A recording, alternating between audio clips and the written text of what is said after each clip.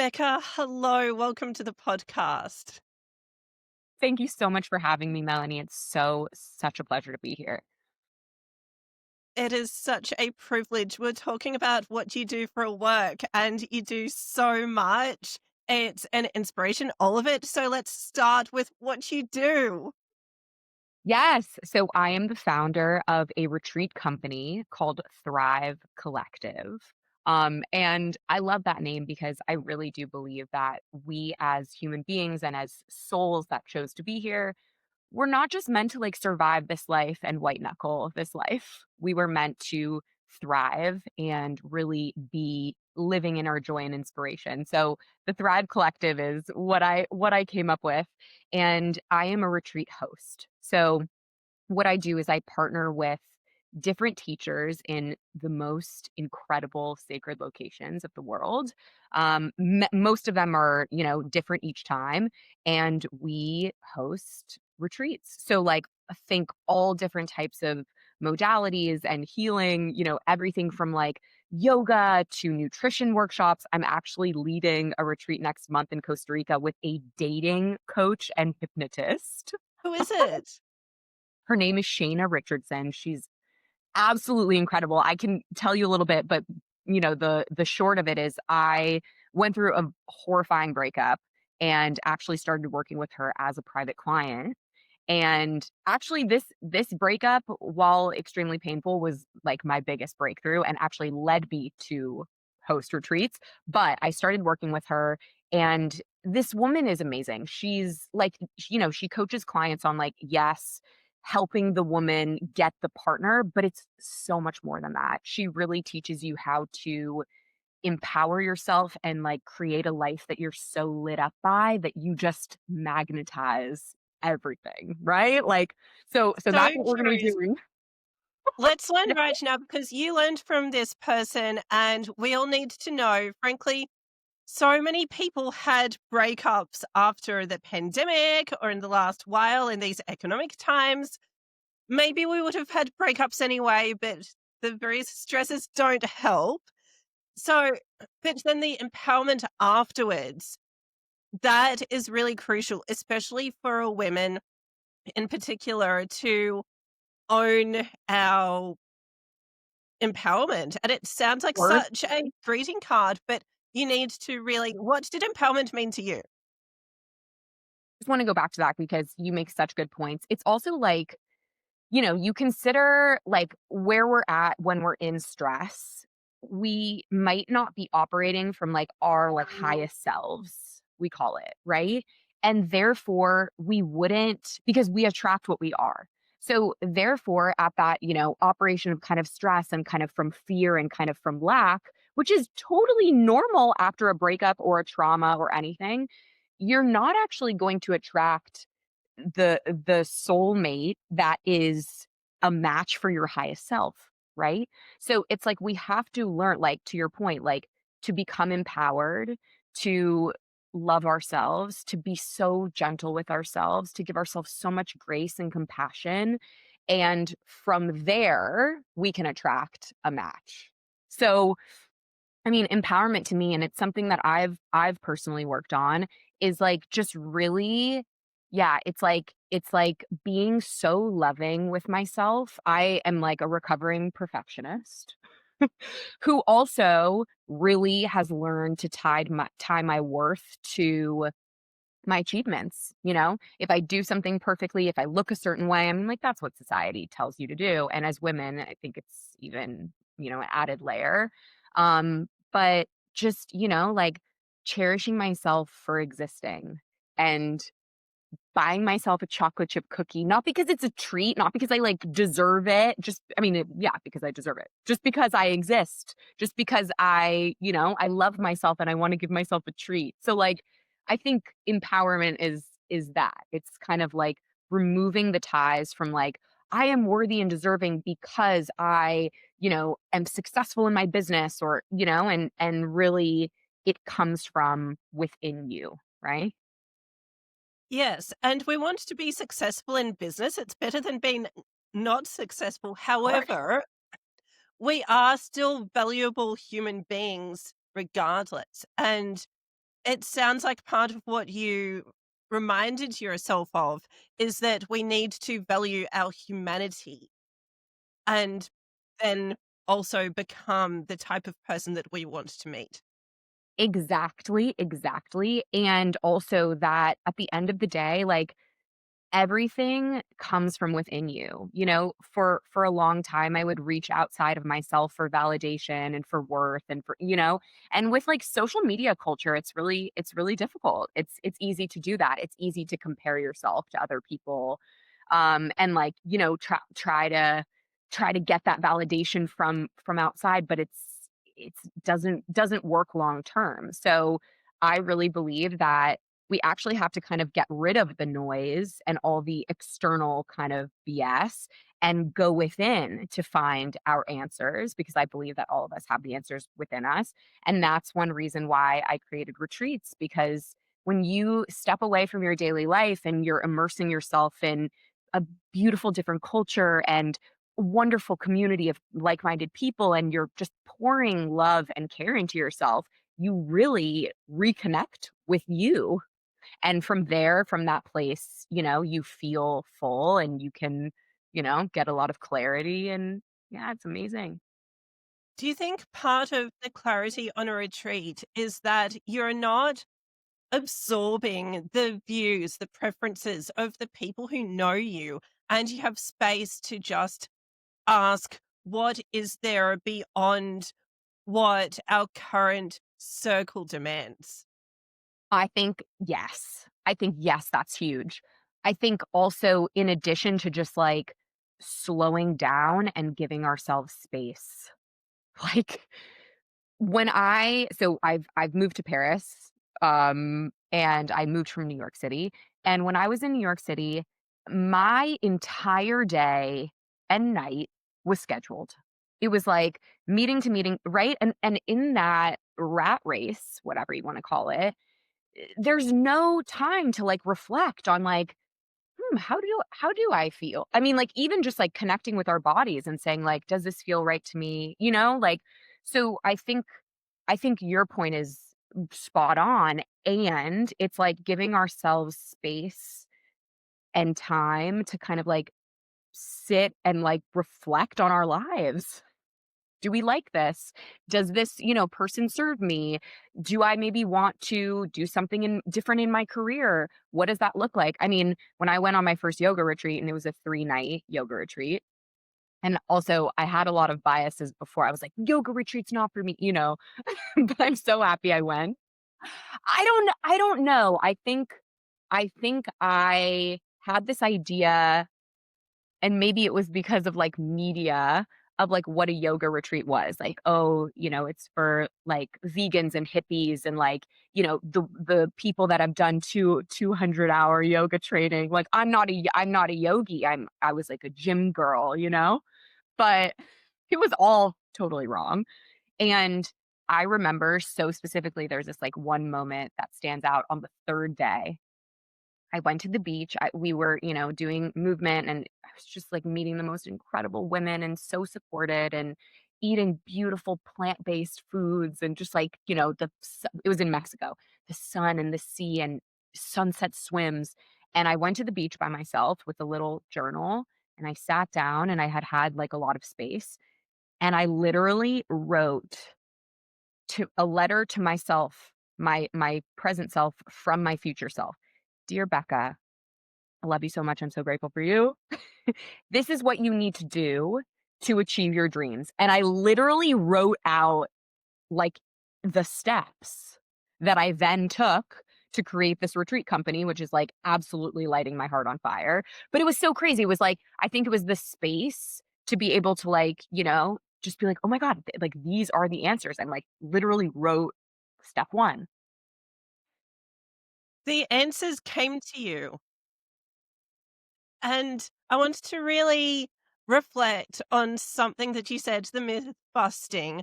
Now, I became a vegan in 2019, and and you mentioned the hippies as well.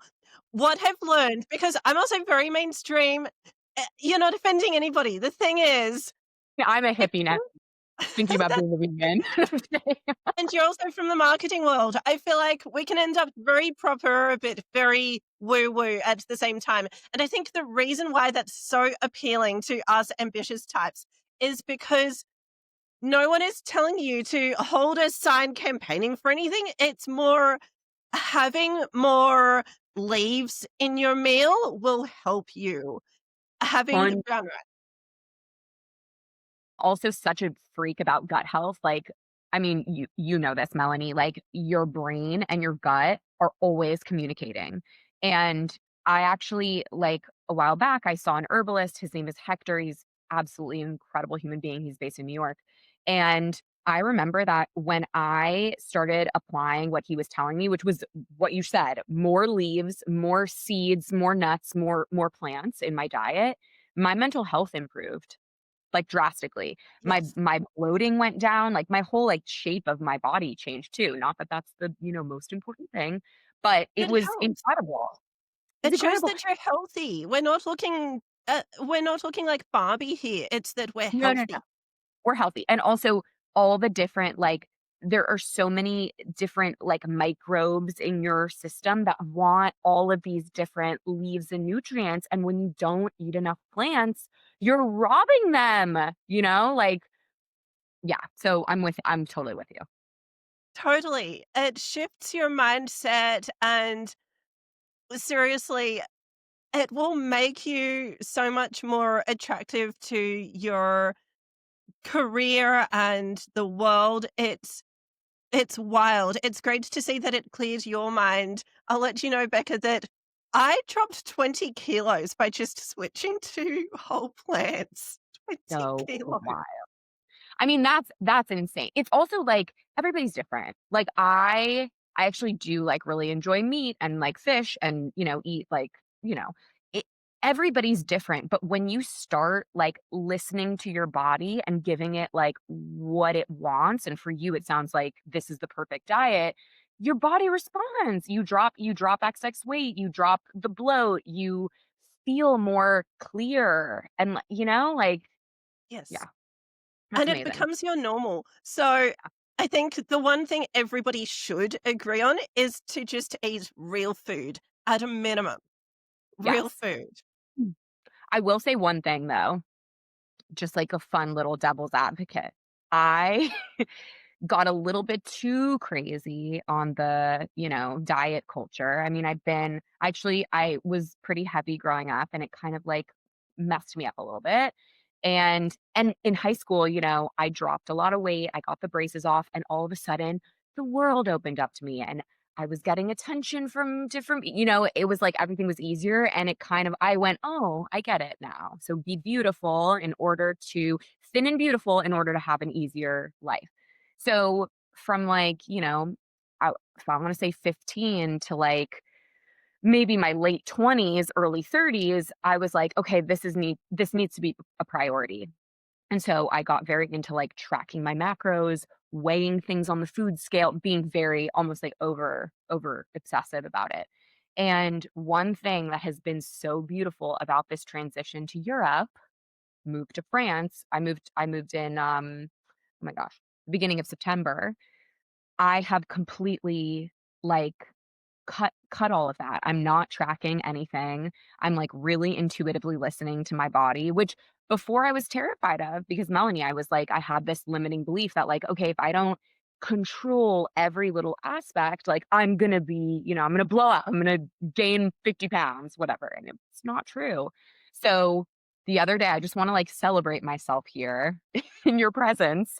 The other day, I was at the boulangerie getting a baguette, and I was like, "Oh, these chocolate chip cookies look really good." And I got a chocolate chip cookie, and I had it at, noon or whatever, like, right before lunch, and I, like, totally celebrated it, and I would have never done that before in my old, New York control life. But, like, here, it's like, so for most people, yes, eating whole foods and even for me, eating whole foods is gonna be, like, 80% of the time you wanna do that, but it's also, like, important to, like, have the yummy thing, eat the treat, Yes. make it, not like a shame thing. And so, anyway, it was a very small act, but a big breakthrough, I feel like. The treat occasionally. Oh, I'm getting my voice back, thank goodness. Actually, I'll show you. This one doesn't have refined sugar, but it has coconut oil. So this is my little I'm showing the podcast this brownie, and I think it has coconut, but aside from that, it's just but it's still a treat, and in my head, I feel like I'm having a treat. And, and seriously, I see where you're coming from. I didn't measure things a lot, but although I wasn't measuring things, I went to the extreme, as in I never ate fries ever for a while. And there's a point where I think even at the start of this year, I was bragging in a podcast that I was turning down fries. And it's good that I'm not having a plate of fries. But the extreme is eventually you'll be somewhere on a trip, whatever is happening, and that's all there is. I mean, life will happen eventually. And if you're saying, okay, I'm still not going to do it, I mean, how far are we going to take this? Mhm. You know, Picturing you just you have to be in the world. with all the fries. Like, I'm picturing you, like, in a restaurant, they're like, "I'm sorry, ma'am, we only have fries." And you're like, "No!" But it's true, it's like it's really important to, like, not restrict, and, like, yes, like, that doesn't mean don't be healthy, of course, like, but it's really important, and coming from a place of, like, over restricting, which I did in New York City for so many years, and just, like, in the States for so many years, and coming here where it's like, it's not really a thing to have, like, this much protein at every meal, you know? And, like, yeah, so I'm doing what I can, and I'm feeling really good, and I fit in all of my genes, so, like, crazy, you know? I wish everybody could see if anyone is listening to the audio, you had the most relieved look on your face just then. Yes. And I did eat fries 2 nights ago. They were amazing. You know what? I love sharing with people because if I'm having a treat fries, I shared with mates recently and I had seriously 4 fries and I was okay, that's all I wanted. I'm so proud of you, Melanie. I'm really proud. And how were the fries? We all wanna know. It was fine. You need decent fries if you're going to do it. But I think I'm starting to understand why the Americans go so far in that direction. Maybe I'm just speculating here, but for a long time, the plates and the portions have been larger. So I went to Disneyland when I was, what, 10, something like that, around that age. And my understanding was that your smallest McDonald's meal was the size of our mid-sized one. Everything was just one size up. Yeah. So it sounds like you really do get more food over there, but then you're getting more calories. Yeah. And it's Yes. still McDonald's as well, which is an issue. Yeah, that is true. That is true. I mean, I hate to be the person that, you generalize all Americans from. No, no, no.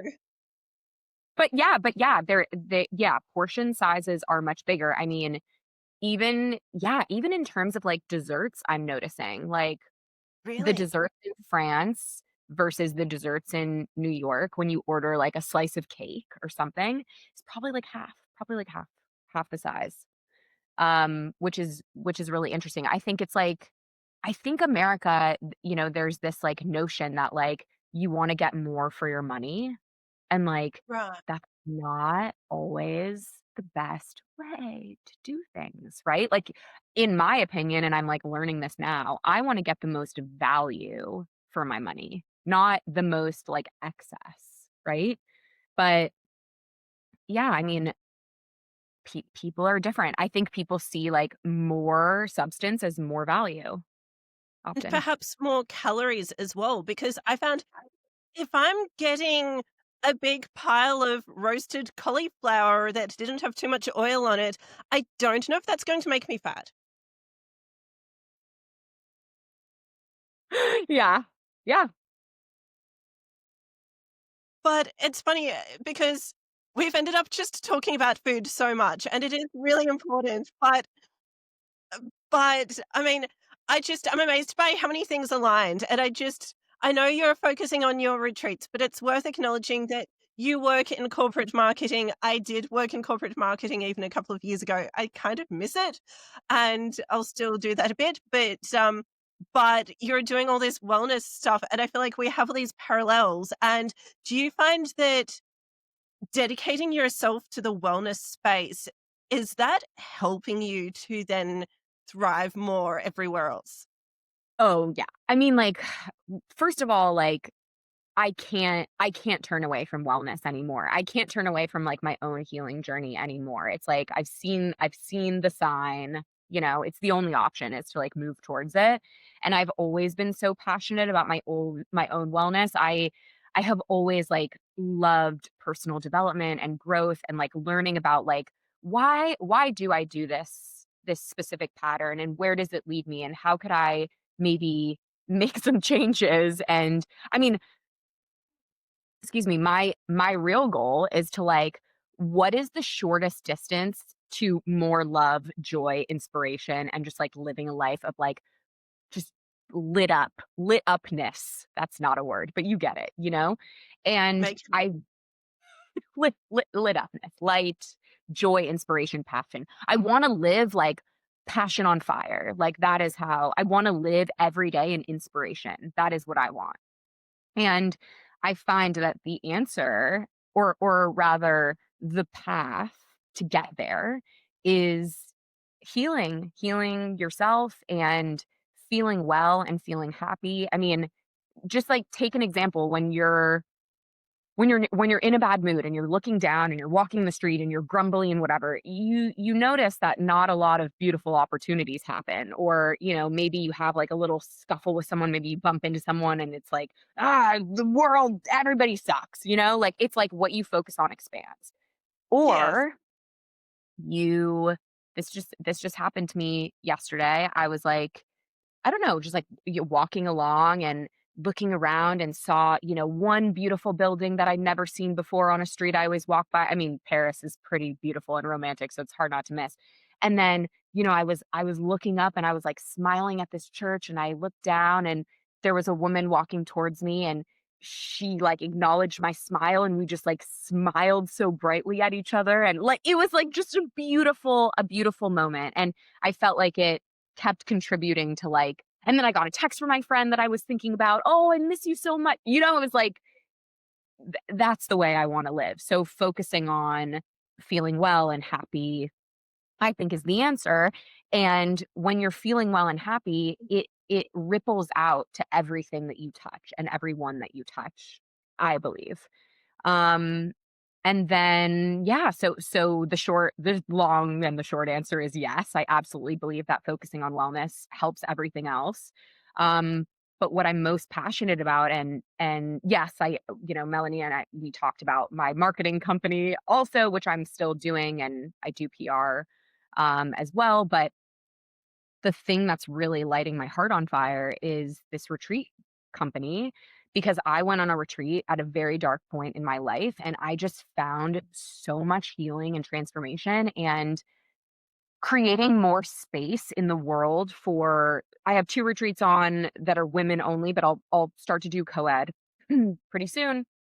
But for now, it's like creating space for women to come and feel safe to be themselves and show up authentically so they can then share their gifts and just like creating more spaces for transformation and shifting, but in a fun way with travel and excursions and adventure. That feels so important to me. It sounds like a sense of awe comes into it because you're going to places that I can only right now imagine, and you're having gratitude for how good the world is. And how beautiful the world is and how beautiful different cultures are. I mean, like, I think there's also nothing better than, like, traveling far, far away from home and, like, meeting someone that, like, really sees you and you're like, "My gosh, like, we're all just, like, in this together." Like, we're all just, like, beautiful human beings that are, like, seeking happy lives. It's really something special. Yes, and I think more people should go on retreats because that connection with people from anywhere, I get that feeling with the podcast, but we can only simulate that so much from a distance, but to just relate to it as much as I can. It's an amazing feeling when you talk to someone who's in a totally different part of the world and we have the same things going on essentially. I mean, you said that you came to retreats and yoga, healing after a split. And I feel like, hang on, how many of us are having parallel lives? Honestly. And yoga, I wanted to bust the myth about yoga. Do And it. I've done this in other episodes. Look, I'm not a yoga teacher either. And that's the thing. We can comment on our personal experience with it, our lived experience. And I assumed I had to be flexible. I thought that if I had an injury, I couldn't do it. But anyone can do it. And it really does clear your mind. So, what have you seen with that and the other modalities that you have in your retreats for how the women are shifting their mindsets? Oh my gosh, such a good question. I also like I'm not a yogi. I did there was a period of time where I did yoga a lot and I was like, "Wow, I get it." Like I really get it. Because the whole thing with yoga is it's almost like a meditation where you tire your body out and you're so present and you're thinking about your movements so much and focusing on your breath that you're really giving your mind a break.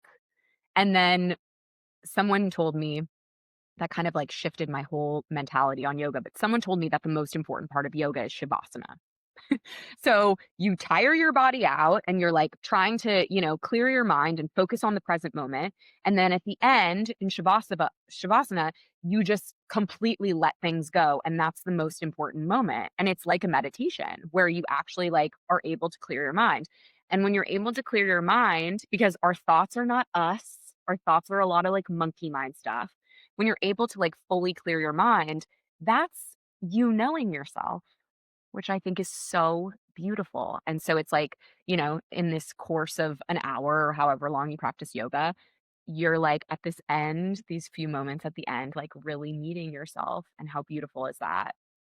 So I think yoga is incredible. And also just to like make your body feel like you have a healthy body is really important because we're gifted with these bodies and we get one shot at making them the most healthy to come with us our whole lives and continue, being in the world.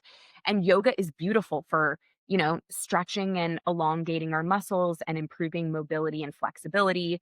When I was doing yoga a lot, my gym improved, right? I could lift heavier weights because I was more flexible. So it's just, and posture improved and all that. So that's like the basic stuff.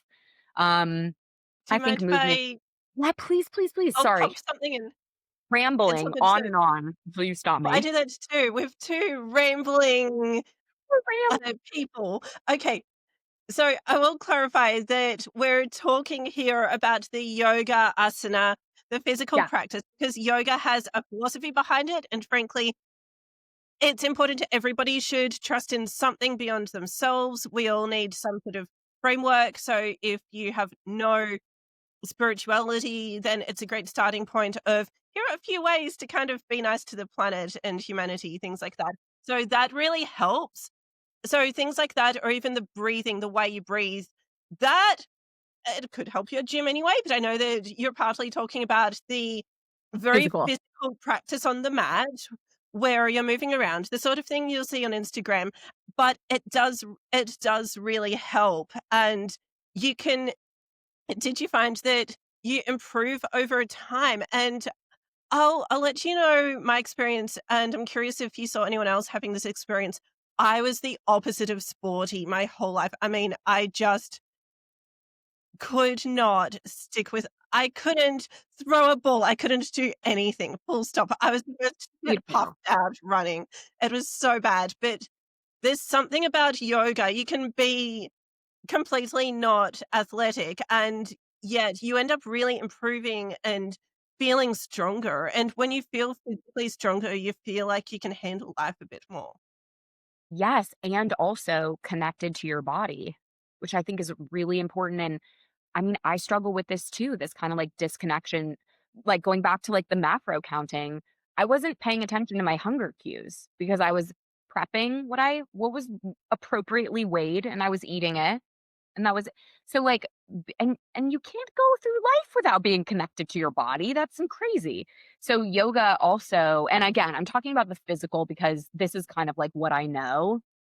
I haven't done too much practicing or studying about, like, the bigger picture of yoga, so I don't wanna, and I've learned a little bit of it, but I it's not my expertise, so I don't wanna speak on it. I'm not Um, qualified. I followed it too much and got nerdy like a teacher's pet, but I'm not qualified at all, but I am qualified to speak about, like, how I personally have experienced it and just, like, a reconnection to your body, and yes, we had 1 or 2 on our last retreat who did not do yoga at all, and through the week, I could see it, them feeling more confident and more connected and more excited to come to class, which so was they had really had they not done yoga until the retreat and then they started doing the retreat. exactly, exactly, and you could see it. It was, like, a little bit of, like, fear and anxiety the first class, and, like, not really knowing, looking around a lot, and then by the end, it was like they were just on their journey, like, just fully, like, confident in their practice and also, like, not caring if you do it perfectly right. That's the other thing that I love about yoga. It's like, as I mentioned a while back, I'm a recovering perfectionist, so I used to try to do the movements perfectly, and now when I go to yoga, I set my intention at the beginning of class, which is something really simple. It's to, like, not, like, push too hard because I also am, like, a chronic, like, over pusher, like, overdoer, not to push too hard, to have fun, to, like, really honor my body and, like, feel, like, juicy in whatever it wants to do, and that's what I try to do and not have it be perfect. So, yoga has, like, been very healing in a lot of ways in terms of mindset as well. Yes, and it teaches you attitudes that will help with the rest of life because there's a feeling of physically working hard at getting through the practice and doing the things, even if you're not going for the perfection. And in work and life, we're going to put effort in, but it's more important to do something than not do it at all. And the phrase that the teacher uses where I go is any amount of the pose is the pose. So Mm, that's so crucial because let me know if you agree with this, just as much as we might not be able to completely do some sort of advanced, odd, bendy thing quite yet. And we might not be Oprah yet, as much as we both probably wanted to be. I wanted to be the next Oprah. Let's try. We're trying, but any amount of all of those poses is something, right? yes, and I think, like, showing up is way more than half. I think showing up Good. is I think showing up is, like, 90%. The rest is just, like, doing the thing. Show up and do the thing. Show up and do the thing. Nike's new Yes, slogan. Just kidding. show up and do the thing. Actually, it's so funny because I love how important it is to just do it, whatever it is. But I don't want that phrase to be just owned by a fashion label that has this whole context behind it. Listen, if it inspires people and motivates people, who cares who said it? Wherever we get it from, right? Whatever, it doesn't matter. But show up and absolutely.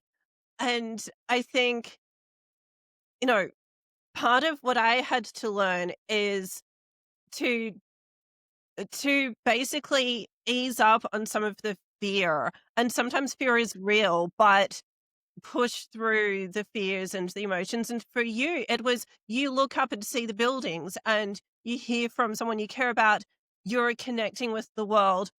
And so it sounds like part of how we are going to show up is to not look down at the ground and disconnect. And we are having conversations like this one right now. So part of taking the next step is showing up anywhere and being open to things, right?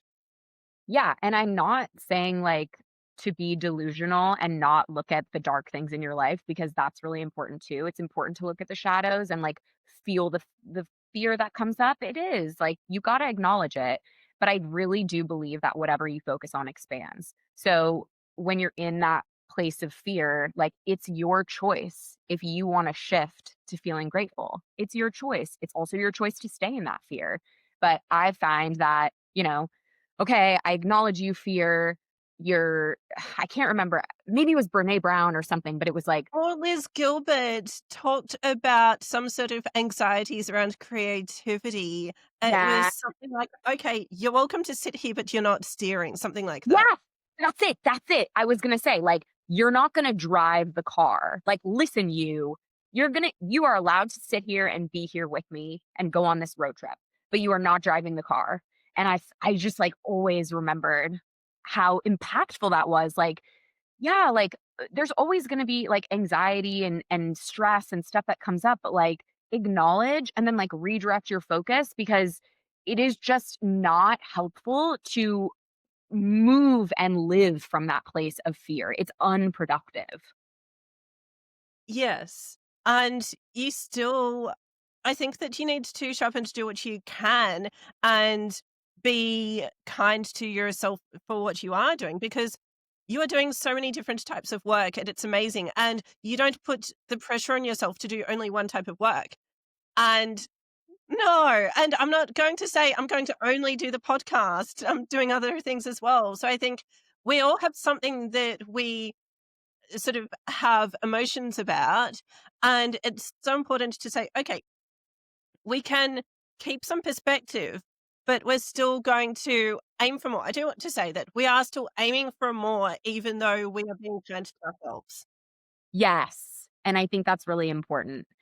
Yes, and I think also, when I get caught up in so I actually took a proper, like, retreat coaching program. Oh, nice. Um, the first retreat that I ever went on was hosted by a company, a husband and wife, they're absolutely incredible people, called Revamp. And they have a program for people who wanna lead retreats, and I took this proper they just break everything down, it's incredible, I highly recommend, it's called the Retreat Leaders Academy. Have to plug them, Corey and Christian, because they led me to achieving my dreams. And We're one thing that plugging the is things we love. Sorry for diving in. We're yes, plugging the things we love. yes, please, please, always. French fries, just kidding. Anyway, Um, and what they always say is when you start to get caught up in like, "Oh, I don't have enough signups or things aren't going right," to lean back into your why. Why am I doing this? Why am I so inspired? When I went on my first retreat, how did it feel, right? Like leaning back into that. So it's not shutting down the success. Success is important. The money is important. This is a business, right? But it's not the most important thing. And as long as you're inspired by something, you're going to keep doing it regardless of whether it's working in that moment or needs an adaptation. you are a guardian angel, and I'll explain why. Because I feel like I'm right now in that life stage with things like, uh, paid keynoting, stuff like that, Yeah. that you were in when you started retreats. And I think what I'm getting from what you're saying is that the purpose is the journey and the extra money, the success is a reward for that journey. And I saw that mentality about sort of other awards and titles because previously I saw more of those than money. That's how I grew up. I saw a lot of more titles than dollars, I'll say that. But even then, it was really the people who set out to make a difference who happened to end up getting a few extra titles. So did you find that the more you just try to make a difference and serve and help, then things are growing and getting better? 100%. And also it's like law of attraction vibes. Like when you're like desperately clinging to something, it always runs away. It always doesn't Oh, work that out. explains It a lot. always crumbles, right? But when you're coming from a place of like, I'm just doing this because it, like, really lights me up, and it's making me so passionate and excited, like, and I actually am detached from the outcome. Then I have found that things just, like, rush in. And it's hard. It's hard to do because you're like, "I really want this thing. Oh, I'm unattached from the outcome." Like, it sounds crazy, but it's the only way to do it if you don't want fear to drive the car. Yes, and part of the detachment, part of what would help for you is that you're not entirely relying on the retreats. They're not the one way that you are surviving, and so you're not in that survival mentality, so that's really crucial. Yes. And we need to still create those things. With the podcast, I sat down and decided we're having these conversations. One conversation isn't going to put a roof over my head for a week right now, but I'm Yes. going to have a conversation anyway. And some people out there will say whatever it might be, whether it's visual arts, a lot of people do that, I don't, but whatever creation it might be, they sort of don't even get started unless it's going to be giant instantly, but things take time. Believe I did this very purposefully. I typically am not the kind of person that just, like, jumps full on into something without a backup plan, or supplementation, right? And I actually, like, I don't know, I kind of encourage people that are starting something new to kind of walk the same road, like, have either kind of like a nest egg or a savings or another part-time job, so you are not coming from this place of just, like, lack and, like, worry. But also, I feel like there are people like that, that just, like, have this, like, inner knowing that this is gonna work, and they, like, just jump and free fall, and I have so much admiration and respect for those people. It's not my choice. It's And not my it depends on the situation. I suppose if someone is 19, living with parents, then sure. Yeah, or I mean, listen, I we've all heard these incredible success stories of, someone that just, like, kept trying and kept trying and kept trying and put, everything on the line and then succeeded. It happens. It does happen. I want a little bit more security than that. Just a Yes, little bit more. you are looking after yourself, and keep in mind, quite a few of the tech companies started in a garage, That's what right? I was That was thinking a about. I was thinking about that. You were thinking that. Yeah. And they Yeah, were I mean, young, though. Weren't they sure. all sort of young? Sure, sure. And they didn't, I don't know. I have a lifestyle that a specific lifestyle that I like to live. I like to take myself out for nice meals and buy beautiful clothes and, so I wanna make sure that I'm able to continue living and travel a lot and stay in beautiful so yeah, I wanna make sure that that's covered and I'm creating something new and, I think that's a part of looking after yourself. You are caring for yourself and your needs to the point where you are able to provide more value to people in your retreats. exactly, exactly. And I'm so excited. It's interesting actually after moving to Paris, I don't lead retreats with anyone that I haven't worked with or, like really love and know because it's a big undertaking. And since I've moved to Paris, I'm having a lot more experiences with teachers that are excited to do retreats. So I did this amazing breath work class and I'm talking to her about doing a retreat in the south of France and there's this woman who she's like a psychic and she teaches people how to get more in touch with their psychic abilities and then like create these beautiful she's also a florist so meditating and creating this beautiful floral arrangement and then painting I'm just finding that being in this place also having just moved to Paris I'm finding so many more opportunities and I'm really like leaning into this thing and it just feels like so like juicy and I exciting. love it. And a lesson there, go to the places where you will find the people who can collaborate with you. You are the parallels are mind-blowing because you've found your people in Paris after moving from New York, and frankly, going from going between those 2 cities, that's a whole story in itself. A lot of people would love to be in one and then the other, but Ah, going to the place where your people are, that's crucial. I can tell you that I went back to the city and saw people who were really guiding my direction, and you're saying the same thing. yeah. I would say though, like, take one step back, like, before you find your people, like, go to the place where you feel home, peace, love. Like, you I think you can also be your own internal guide of like, "Okay, I'm going to this," but to your point, like, I think community is one of the most important things. I mean, I've read all these articles about the loneliness epidemic and how everybody's, obsessed with their phones and, like, it's like virtual is not as fulfilling as, like, in real life experiences, another reason why I love retreats, and it's so important to find your people and find your community, like, that's how you live longer and enjoy your life better, in my opinion. You need to find your people for sure. How cool would it be to one day have a Motivate Collective event somewhere and get all the 100%, say the word, Melanie, I'm in. I also what's so funny? I've been Sydney and Australia has been, like, kind of circulating in the back of my mind, and I'm really looking for an excuse to go, Okay, to come to you and you're at your side of the world, so I think maybe we need to have another discussion about that.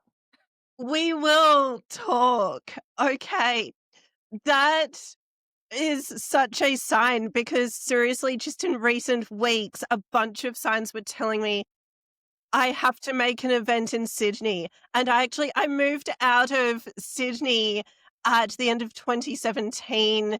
I regret it, but that's how life happened. And now, seriously, a string of people. I had someone on the podcast who's in Sydney, and I knew I need to do an event for her. And then other people were saying, get back there. And now you're saying you've been thinking of coming to Australia. I feel like, hang on, we're all just lining up neatly. Here we are. Here we are, and you say the word, I'm serious. I really feel called to do more events, more events, more in-person events that also, like, combine wellness and healing and collective and travel. I mean, it's, like, such a passion. I can only pitch that because, we're recording, but we could co host. Yeah, let's do it. I'm in. Okay. Oh I'm my in, goodness. send. We'll do Making it. magic happen in real recorded time. I can't believe this. Seriously, I was thinking, I know that I need something with the right person. And I mean, we're both chatty and on the same wavelength. And, Great. you need an extra person. And we are saying this before we started recording that, sorry, the next recording can wait a moment. So I was saying before we started that we both knew when you are guiding a group and a community, it needs to be more than one person because you'd been doing the retreats and I was supporting a community group earlier in the year. And you really need to have extra people. It's not a one person show. And especially, like, when the person who's actually, like, teaching, we need to, like, really protect that person's energy in order to provide the best experience. Absolutely. So, yeah, Melanie, you and I will talk offline. I know we're right at time, but can I just say two more things about my upcoming retreats? If anyone is interested, to please get in touch with me. I have 4 spots left for the November one. It's November 20th. It's coming up very soon in Costa Rica. I have another one also in Costa Rica in the end of February. So I'm so excited to meet anyone who's interested in adventure and travel and healing and wellness and beautiful community. So I'm here. I'm here for whoever is listening, whoever feels called. Okay, Becca, thank you so much for being on the show. Great. Thank you so much for having me. And we're going to talk offline about Yes. this event. Yes! Yes. Thank you, Melanie. Talk to you